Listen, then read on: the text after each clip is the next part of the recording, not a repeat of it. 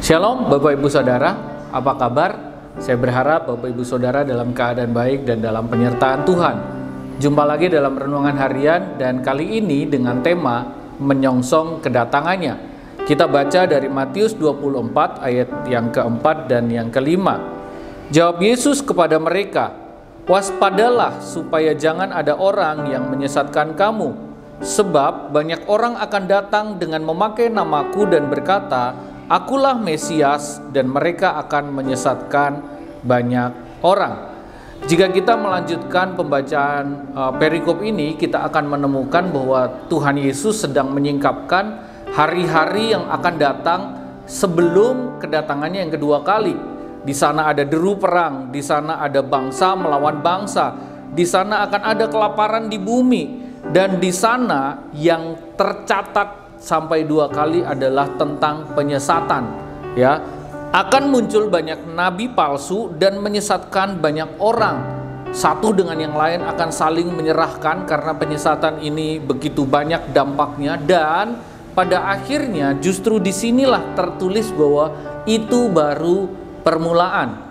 Jadi kalau Bapak Ibu hari-hari ini mendengar bahwa hal-hal ini mulai digenapi, ingatlah itu baru permulaan. Itu belum pada akhirnya. Alkitab mencatat bahwa itu belumlah kesudahannya, tetapi itulah baru permulaan penderitaan menjelang zaman yang baru. Dan Matius 24 ayat yang ke-14 di sana tertulis, "Dan Injil kerajaan ini akan diberitakan di seluruh dunia menjadi kesaksian bagi semua bangsa, sesudah itu barulah tiba kesudahannya." Berarti di sini ada sebuah penekanan bahwa semua yang kita dengar bahwa akan terjadi pada zaman akhir itu baru permulaan. Lalu semua akan berakhir, tiba kesudahannya kapan? Ketika Injil kerajaan itu diberitakan ke seluruh dunia, menjadi kesaksian bagi semua bangsa. Tentu ini menjadi jawaban dari penyesatan yang akan terjadi pada zaman akhir.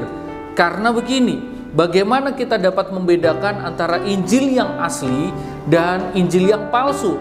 Tentunya kita perlu belajar untuk memahami, menggali lebih dalam, mengenali Injil yang asli. Sehingga ketika ada nabi palsu memberitakan Injil yang palsu, kita dapat mengenalinya. Dan yang kedua, ternyata ini juga berbicara tentang sebuah tanggung jawab. Selain kita belajar mengenali Injil yang asli, Injil yang benar, kita pun belajar untuk terus memberitakan Injil. Jadi bukan hanya kita menjadi pembelajar akan Injil, tetapi kita pun pada akhirnya diberi tanggung jawab untuk memberitakan Injil. Dengan demikian kita akan menjadi orang-orang yang terus diperbaharui Injil itu, dan oleh Injil itu kita dipersiapkan untuk pada akhirnya mendapatkan keselamatan, bukan karena kekuatan kita, tetapi karena ada kekuatan Injil yang menopang untuk menyertai kita. Oleh sebab itu, hari ini berbicara tentang menyongsong kedatangannya. Mari kita belajar lagi mengenal Injil yang asli, mempelajari Injil yang benar, dan pada saat yang sama, yuk kita sama-sama beritakan Injil Kristus, Injil yang sejati, yang oleh karena kasih karunia-Nya kita diselamatkan oleh pengorbanan Yesus.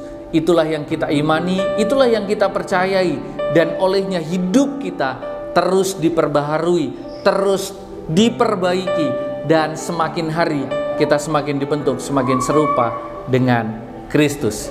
Tuhan Yesus memberkati.